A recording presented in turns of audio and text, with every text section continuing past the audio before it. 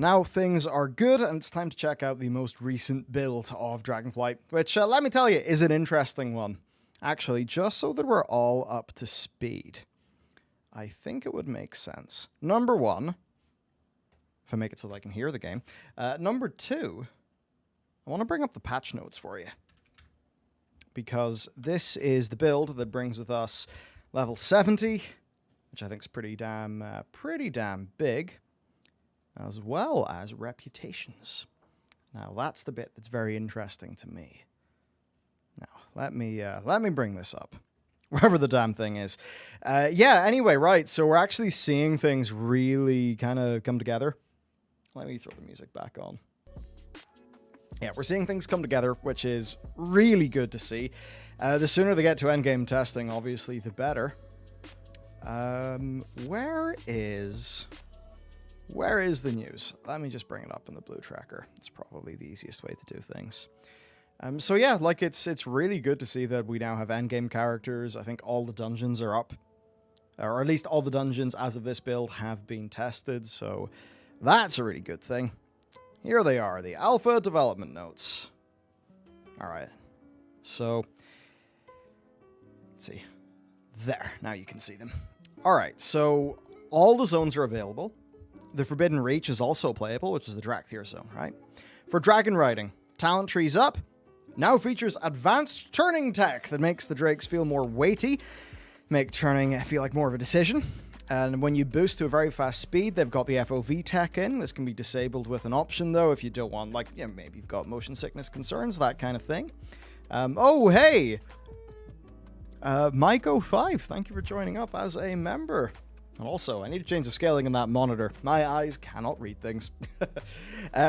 So, like, trust me, see that FOV effect? It feels really good. When you run into an object or a wall, you now lose velocity based on the angle and the duration of your collision. So hopefully that's tuned so you can actually kind of recover from it. You've got these dragon glyphs, which are just scattered all over the place. You pick them up almost like, I don't know, stars in Mario, and those give you like the skill points to use to go through the dragon riding tree. And Skytop Observatory is where we go for that, but not everything's implemented yet. So that's all cool, but I think the thing that's maybe more major here is the new factions. So it's a new thing called major factions. And Blizzard say they're just like a new way of doing the end game for, like, you know, non-sort of raid, dungeon PvP people. And it's an iteration on reputation-based gameplay, which to me is pretty big. Because let's be real, reps have been shit. Alright? Like, in WoW it was just a bunch of grinds. So that kind of sucked. In Legion and beyond, I mean, what was that shit, man? It was just world quests, and they all felt the same, right? Didn't feel good. So, to go through these new reps, we've got the Valdrakken Accord, alright? So that's like the dragon flights. Now, if you're a profession person, you've got a bunch of activities, work orders, and exploration that's catered towards professions and progression within the system, alright? So that could be a fun way to actually level up your reps. Dragon Racing. Dragon Racing is a part of this rep, which is cool. We've got outdoor elite locations. So is that going to feel like the Time of Cells or something? I'm not sure, but I like the idea.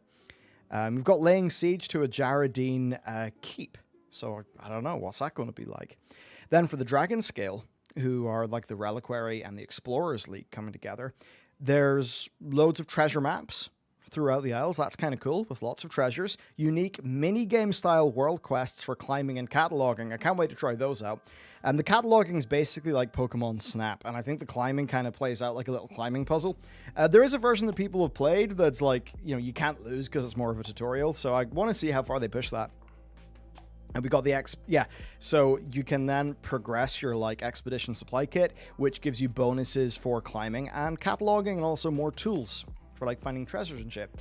For the Tuskar then, they do have elite locations. They have a whole fishing thing. There's these like fishing holes, 3 different biomes to fish in, and also offline fishing progression by casting out a net. So I suppose you put a net down and later you come pick it up. So that's a way of doing a, you know, like offline progression that feels very, feels very flavorful. So that's pretty sweet. There's also a big feast event where basically you just do, like, all of the players do a bunch of shit, and depending on how good you do that, you get, like, different buffs and things from the event, and they've also got their elite locations. And there's a whole bunch of progression, right, for, like, better harpoons, nets, and biome fishing. And then for the Centaur, a whole bunch of stuff. Like, there's a nomadic caravan that goes across the zone at the different caravan stops. There's, like, different shit to do. There's a hunting thing, whatever that's going to look like. And also, I believe there's some stuff with, like, having Centaur allies. So overall, looks really sweet. We've got a bunch of the dungeons in. The Not Good Offensive also, that's a dungeon that involves dragon riding. Dakor and our team did it last night with his guild, and apparently it's really, really good, really fun. And of course, loads of class things.